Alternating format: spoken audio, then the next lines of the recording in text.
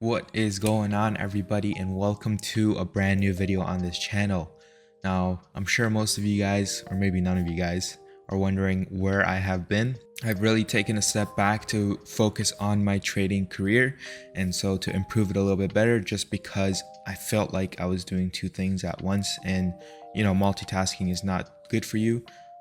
Humans actually cannot multitask. I think if you Google it, I'm not sure. I read it somewhere. Fact of the day. Regardless, I kind of just took a step back from making content and focused on my trading just because June and July haven't really been my months. I've swapped over to futures just because the Forex market hasn't been treating me well. There hasn't been much good setups on the Forex market, and I've seen a lot of good setups occur on the futures market. And I decided to purchase a 50k challenge from Topstep just because I like Topstep's prices and I like their one rule that they don't incorporate, which is the drawdown rule. So in the Topstep challenges, their drawdown is calculated end of day balance, I believe. So once you've closed your position at the end of the day, whatever profit it was, the drawdown will trail. But it's not equity or intraday trailing, which means that if you're $500 in profit, in a trailing drawdown, your drawdown will go up, even though if you've exited your position or not. If it comes back down, then and you close at a break even, then you're still up 500 for your drawdown, if that makes sense. With this as end of day balance, I believe. So like I said, as soon as you lock in your profits, your drawdown will be adjusted. That's also a good thing. The only trade-off for that is the consistency rule, but I'm going to explain why the consistency rule is actually unfavorable for traders. The other thing is that they have a soft breach of hitting $1,000 daily loss limit, which means if you lose $1,000, say for the 50k challenge here, they will not allow you to trade anymore, which I think is a bonus for traders, because some of us who are at that intermediate stage who just need a little bit of like a boost to become profitable could potentially help you out. I know some people can argue that it's my money, I get to do whatever I want, but at the same time, I mean, if you have a 2% risk per 2% exit strategy per day, then you will be well off in the future, knowing that, okay, I hit my 2% loss, I got to continue on before I start revenge trading or over trading, and stop myself from doing that. So I do think the $1,000 limit is good, and the way that contracts work on futures is not like Forex. I don't think there is decimal points in contracts. I'm not sure, I haven't used it. Like, you can't open up a 1.7 contract on NASDAQ, it's just 1 or 2. So basically, just like the way the contracts work and the way your stop loss works, I don't think you will be hitting that $1,000 goal. $1,000 drawdown, but just in case, if you do, it's just a soft limit, so it's not a hard breach. Now, moving on to the consistency target here, it's 50% of the account balance you cannot hit within a single day. So basically what that means is that on this 50k account, in one single trade, I cannot make $1,500 or more. I think it's $1,500 or more, or over $1,500. So what I kind of did to myself when I said I'm gonna aim for like $1,200 as a goal for per day, something below $1,500, so I'm not hitting that consistency or violating that consistency rule.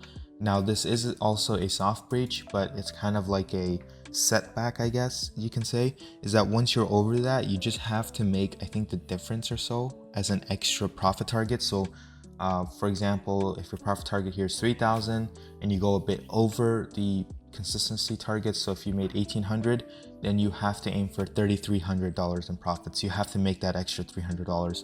I think that's how it works. I'm not too sure. You have to read into it. But just to be safe, just be below the 50% mark for whatever account size you buy. And the reason why I went with the 50k is because they have a good ratio to their drawdown and profit target. I think it's, forgot how much is $2,000 loss and a $3,000 win, so pretty good. I like it, so that's why I went with the 50k here. But you can see I managed to pass it, and I'll actually show you that I managed to pass it with small amounts of profits. So the first day I took a almost 2% loss, which isn't good. So then I kind of crawled my way up by making $600, so like about a 1-to-1. But in these cases, I would most likely was trading a micro NASDAQ, just because stop losses could be big on NASDAQ, and if you take one contract, that could easily be a 2% loss if it hits your stop loss. So the micros are pretty good. So I made $600 here, I made $288 here, lost around $300 here. So like I said, trading the micro NASDAQ or the NASDAQ, if you open up a one contract position, depending on your stop loss, it'll be like 300 or 600 or so. I took a $300 loss here, made 763 bucks, then made 756 bucks the next day, then made $1,300. Then that's basically how I passed the challenge. And so it took me about 8 days to kind of complete. So I took my time and I managed to find good setups that were favorable for me, and I hit the profit target. So once you've hit that profit target, they send you a email that you have to, I guess, sign some stuff, and then you have to pay their $150 activation fee. Once you pay that activation fee, they'll give you an express funded account, which I have right here. So this was the challenge account, which I passed, and now I'm trading the express funded account, which we're going to quickly take a look over. So in my express funded account, some stuff do change here. For example, now you have no consistency target. So I mean consistency rule. So now you can make, you know, $2,000 in a single day. It doesn't affect your payout. The only thing is that you need to have 5 non-consecutive winning days of $200 or more. So basically, you have to have you have to make $200 minimum per day, but it can be non-consecutive. So you can win one day of $200, lose one day of $300, win another day of $200, and it'll still be counted towards that 5 winning days. I'll show you guys what I mean here. So far, it's going okay with my express funded account. I am kind of at that break-even stage, but I did take a trade today and it landed me a solid win. I'm up about 1% on my account. But yeah, so let's just go over. So the first day I took a $384 loss. Second day I made $309. So you can see I made over 200 bucks. So it counted as my first day. The next day I lost about 1%, and then I kind of broke even on the day after that. And then this is the 14th. So yesterday I made $338. So it counted as my second 5 winning days. So you can see it can be non-consecutive. I had one winning day where I won, and then 2 like losing days, and then I won another $200 day, and it counts as my second one. And just today I made $500, so that's gonna go to my 3rd winning day. The other thing that they incorporated is now you have to follow a scaling plan for their contract sizes. So basically what that means is that you're not allowed to trade more than 2 contracts, at least on this 50K account. I'm not sure of the other accounts. So on any sort of markets that you trade, whether it be micro NASDAQ, gold, or regular NASDAQ, or Dow Jones, or even like futures Forex pairs, you can only trade 2 contracts. At least that's what I think it is, and that's what I'm going to follow. I haven't really read too deep into depth of it, but I just saw that even for, I think, the micro positions, that you're only allowed 2 contracts. So I'm just going to stick to that rule. I'm not going to try to violate that rule. Even though I'm allowed, say, 4 contracts on the micro markets, I'm still going to do the 2 contracts because I want my payout, right? You want your payout. Just trade 2 contracts. 2 contracts is all you need, especially on the regular NASDAQ market. 1 contract is more than enough for what you need. It's like I said, it's nothing like Forex where you trade different lot sizes for different account sizes. Like the contracts are pretty standard and straightforward. And so I only trade 2 contracts at a max. And the other thing is that you cannot have your account balance hit $2,000. So this is also this is the hard rule. So you cannot let that happen. But this is the only hard limit. And I think this is also end of day balance trailing.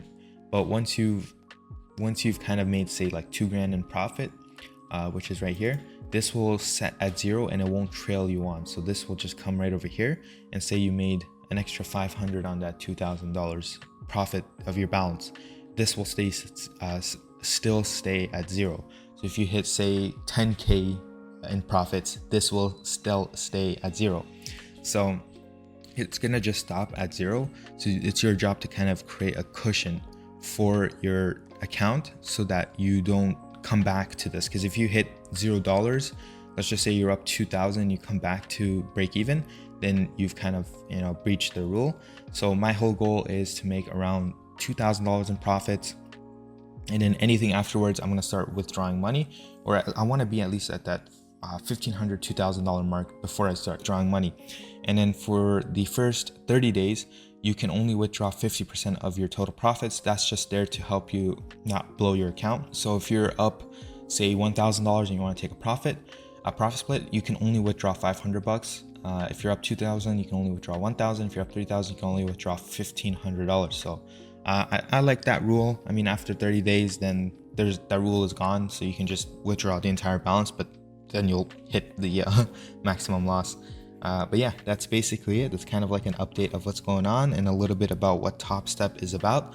And so I'm kind of excited about the futures industry, and I'm looking forward to hopefully making another video where I get my payout. So I'll see you guys all next time. Take care and goodbye.